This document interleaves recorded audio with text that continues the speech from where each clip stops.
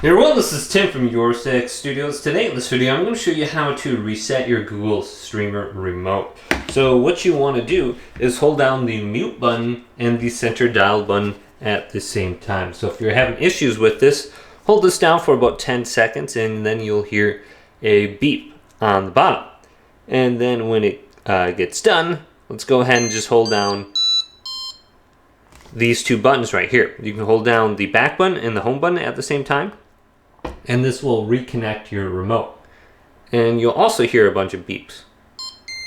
Just like that, and then you should be able to operate your TV up and down, and you should be good to go.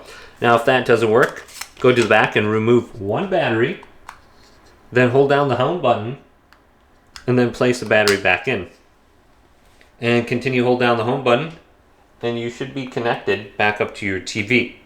So hopefully this video did indeed help you out. If it did, leave a big thumbs up. And subscribe to my channel down below for more tech videos coming up next on Your Six Tech.